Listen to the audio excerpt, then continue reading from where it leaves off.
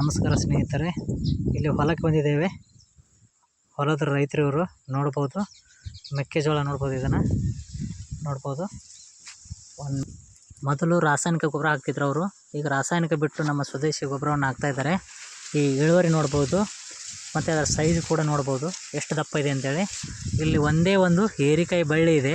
ಆ ಒಂದು ಬಳ್ಳಿಯಲ್ಲಿ ಎಷ್ಟು ಕಾಯಿ ಆಗಿದೆ ನೋಡಿ.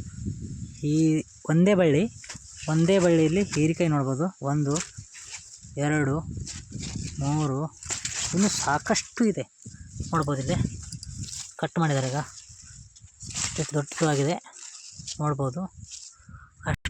ಅಷ್ಟೇ ಅಲ್ಲ, ಇನ್ನೂ ಕೂಡ ಮೆಕ್ಕೆಜೋಳ ನೋಡ್ಬೋದು. ಒಂದೇ ಒಂದು ಗಿಡದಲ್ಲಿ 3-4 ತೆನೆಗಳನ್ನು ಬಿಟ್ಟಿರ್ತದೆ. ಈ ನಮ್ಮ ಸಾವಯವ ಗೊಬ್ಬರ ಹಾಕೋದ್ರಿಂದ ಇಷ್ಟೆಲ್ಲ ಇಳುವರಿ ಬರ್ತದಂತೆ ನಾನು ಹೇಳಲಿಕ್ಕೆ ಇಷ್ಟಪಡ್ತೀನಿ. ಹಾಗಾಗಿ ಎಲ್ಲ ರೈತರಿಗೆ ನಾನು ಈ ಮುಖಾಂತರ ತಿಳಿಸುವ ಸಂದೇಶ ಏನಪ್ಪ ಅಂದರೆ, ಎಲ್ಲರೂ ರಾಸಾಯನಿಕ ಬಿಟ್ಟು ನಮ್ಮ ಸ್ವದೇಶಿಯ ಗೊಬ್ಬರವನ್ನು ಯೂಸ್ ಮಾಡಿ ಒಂದು ಒಳ್ಳೆಯ ಲಾಭದಾಯಕ ಬೆಳೆಯನ್ನು ತೆಗೀರಿ ಅಂತ ಹೇಳಲಿಕ್ಕೆ ಇಷ್ಟಪಡ್ತೀನಿ.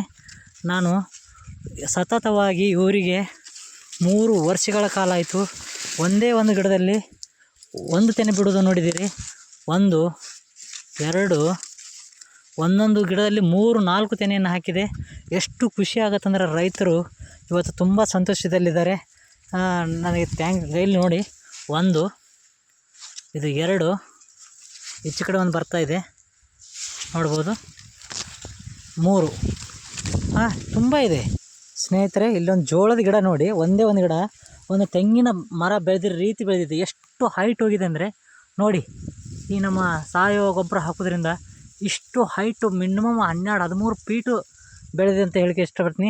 ಥ್ಯಾಂಕ್ ಯು ವೆರಿ ಮಚ್ ಎಲ್ಲರಿಗೂ ಕೂಡ. ನೋಡ್ಬೋದು, ಇದೇ ಹೊಲ 3 ಎಕರೆ ಹೊಲ. ಖಾಲಿ ವಿತಿನ್ ಒಂದು 20-25 ಸಾವಿರದಲ್ಲಿ ಖರ್ಚು ಮುಗಿದಿದೆ. ಮಿನಿಮಮ್ ಒಂದು 80-90 ಕ್ವಿಂಟಲ್ ಮೆಕ್ಕೆಜೋಳ ಆಗ್ಬೋದು ಅಂತ ಹೇಳಿಕೆ ಇಷ್ಟಪಡ್ತೀನಿ. Thank you very much.